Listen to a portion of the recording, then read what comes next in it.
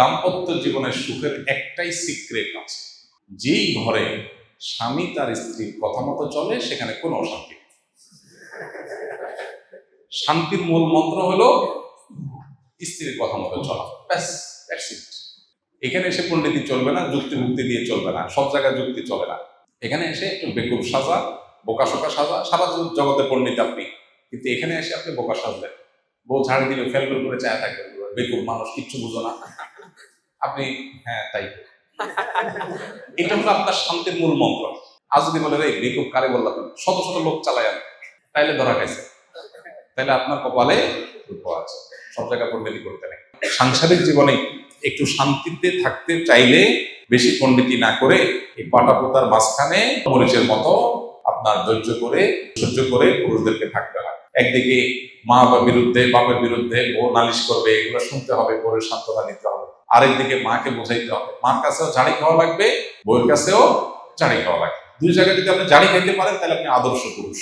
আর যদি আপনি দুই জায়গায় ঝাড়ি খাইতে না পারেন, বরং দুই জায়গায় ঝাড়ি দেওয়ার চেষ্টা করেন। মায়ের কাছে ঝাড়ি করেন, হ্যাঁ বউর সাথে এমন আচরণ কেন করলাম, আবার বউরে বলেন হ্যাঁ আমার মার সাথে তুমি কেন করলা, তাহলে আপনার কপালে দুঃখ আছে।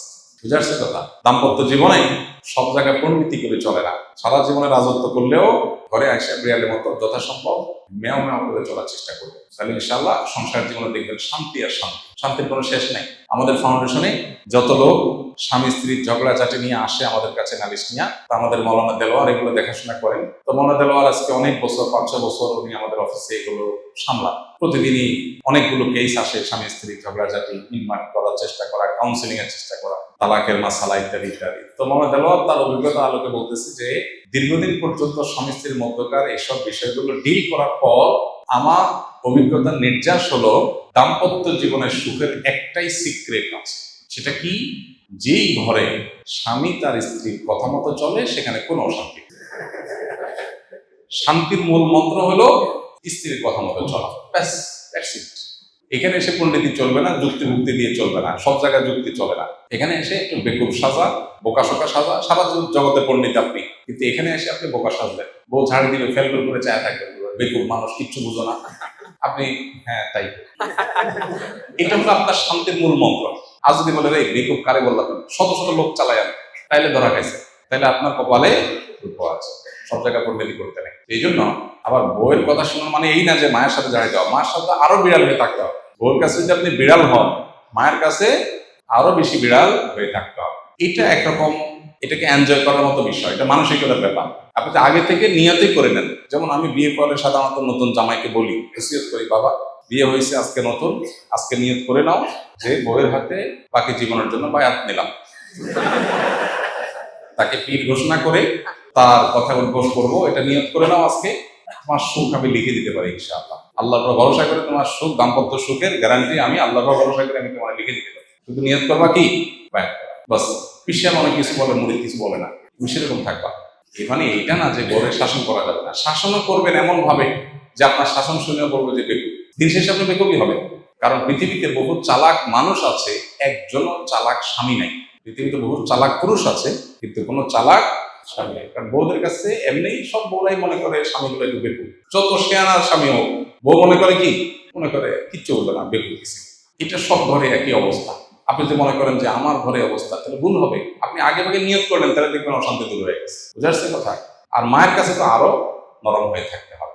তাহলে সেক্ষেত্রে দাম্পত্য অশান্তি এগুলো একটা সময় থাকে, এরপর আর থাকে না। এর মানে এই বলছি না আমি যে একেবারে বউ আপনাকে অন্যায় যা করে আপনি একেবারে তার কথা চলবেন। আপনার গলির ঠাও ঠিক থাকবে, কিন্তু কৌশলটা থাকবে খুবই পোক্ত। আর নিয়ম হলো, ঝগড়ার সময় যদি কেউ বেকুব সাজতে পারে, সে আসলে জিতে যায়। কেন জিতে? কারণ হলো ওই মূল যুদ্ধের যে সময়টা চরম, ওই সময়টাতে শুধু একটু সহনশীল হলে, যুদ্ধ যখন থেমে যাবে, যুদ্ধ বিরতি হবে, তখন আপনি এবার সুন্দর করে আপনার কথাটা বলেন, দেখবেন যে ইনশাল্লাহ অ্যাকসেপ্টেড হয়ে গেছে। আর শুরুতে তর্ক দিয়ে গেছেন তো তোরা গেছেন, সামনে আর চলবে না। এই কৌশলগুলো রপ্ত করতে হবে, বিয়ের আগে ট্রেনিং নেওয়া উচিত ভালো করে ইনশাআল্লাহ। আল্লাহ তাআলা আমাদেরকে দাম্পত্য জীবনের সুখ এবং শান্তি দান করুন। জাযাকাল্লাহু খাইর। ভালো মা বাবা হওয়ার জন্য কোন বিষয়গুলো বেশি গুরুত্ব দেওয়া প্রয়োজন, সংক্ষেপে যদি বলতেন। আদর্শ মা বাবা, যে মা বাবা আল্লাহর কাছে রিওয়ার্ড পাবেন তাদের এই প্যারেন্টিং এর জন্য, সেই মা বাবা হওয়ার জন্য সবচেয়ে গুরুত্বপূর্ণ বিষয় হলো কোরআন এবং হাদিস একজন মা বাবা যে করণীয়গুলো হুকুকুল আওলাদ বা সন্তানদের যে হকগুলো বলেছে সেগুলো ভালো করে বোঝা এবং সেগুলো আমল করা। আমাদের দেশে মা বাবার অধিকার নিয়ে অনেক ওয়াজ হয়, আলোচনা হয়, সন্তানের অধিকার নিয়ে খুব বেশি ওয়াজ আলোচনা হয় না। কেন হয় না? এর একটা কারণ হলো যে মানুষ প্রকৃতিগতভাবে সন্তানের প্রতি দয়া মায়া করে। মা বাবার প্রতি মানুষের প্রকৃতিগত দায়িত্বশীলতা যতটা অনুভব হয়, মা বাবা সবসময় সন্তানদের খুশি করার জন্য, তাদের ভালোর জন্য চেষ্টাটা তুলনামূলক তার চেয়ে বেশি করে, অর্থাৎ প্রকৃতিগতভাবে হয়। এই জন্য ওয়াজটা কম হয়। কিন্তু এটার কারণে যেটা হয়েছে, অনেক মা বাবা সন্তানের প্রতি কর্তব্যগুলো তারা বুঝেন না। কিয়ামতের ময়দানে কিন্তু এই কর্তব্য আদায় না করার কারণে আল্লাহর কাছে জবাবদিহিতার মুখোমুখি হতে হবে। এই জন্য আপনি মা বাবা হয়েছেন দেখে শুধু তাদের কাছ থেকে আপনার পাওনা আছে, আপনার কোনো কর্তব্য নেই এমনটি মনে করার কোনো কারণ নেই। তো আদর্শ মা বাবা হওয়ার জন্য মা বাবা হিসাবে সন্তানের হকগুলো কি সেগুলো জানা গুরুত্বপূর্ণ। যেমন ফর এক্সাম্পল, সন্তান পৃথিবীতে আসারও আগে থেকে তার হক শুরু হয়ে যায়। কিভাবে?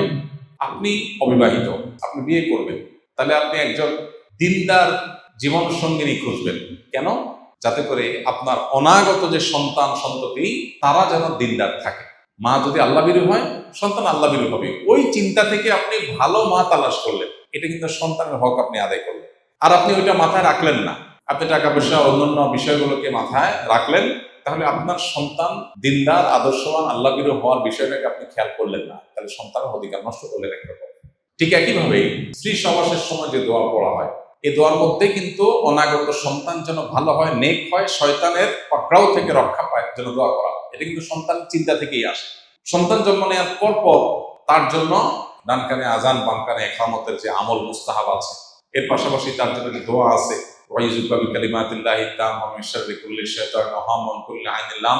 শয়তান থেকে পানা চাওয়া দোয়া, সন্তানের অধিকার, তাকে ভালো রাখার চেষ্টা, সন্তানের একটা সুন্দর অর্থবহ নাম নির্বাচন করা, এটাও তাকে ভালো মানুষ হওয়ার প্রত্যাশা থেকে রাখা। সেই সাথে সন্তানকে শুরুতে দিন দেওয়া, আল্লাহর সাথে পরিচয় করানো, আখিরাতমুখী করা, তার মধ্যে ঈমান বিল্ড করা, তৈরি করা, এর পাশাপাশি তার ভরণ পোষণ আদার সব বিষয় দেখা। আমরা সন্তানের অধিকার বলতে বুঝি তাদের শার্ট প্যান্ট দেওয়া, তাদের ভরণ পোষণ দেওয়া, এটা তাদের অধিকার বটেই।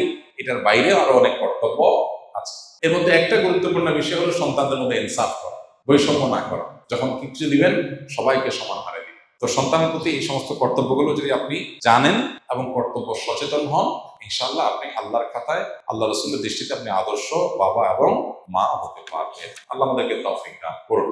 একজন সাধারণ মানুষ হিসেবে আমি কিভাবে অনুভব করতে পারি যে আল্লাহ আমার সাথেই আছেন এবং তার উপস্থিতি প্রতি মুহূর্ত অনুভব করার আমল বা চিন্তা কি হতে পারে?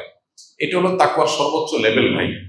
ইহসান বলা হয় যেটাকে, আনতা আবুদাল্লাহ কান্নাকা তারা, আল্লাহকে দেখছেন এই অনুভব নিয়ে ইবাদত করতে পারা, এটা হলো ইসলাম, ঈমান, এরপরে ইহসান, সর্বোচ্চ লেভেলের আপার ক্লাসের মুসলমান হওয়ার মাধ্যমে এটা হতে পারে। এটা কিভাবে হবে? আপনি যত বেশি তাকওয়ার চর্চা করবেন, কোনো গুনাহের সাথে সংশ্লেষ করবেন না, দ্বীনের মধ্যে যত বেশি আসতে পারবেন, তত বেশি আপনার মধ্যে ইহসান আসবে, আল্লাহর প্রতি মনোযোগিতা বাড়বে ইনশাআল্লাহ বিইذنিল্লাহ। আস-সুন্নাহ ফাউন্ডেশন, উম্মার স্বার্থে সুন্নাহর সাথে।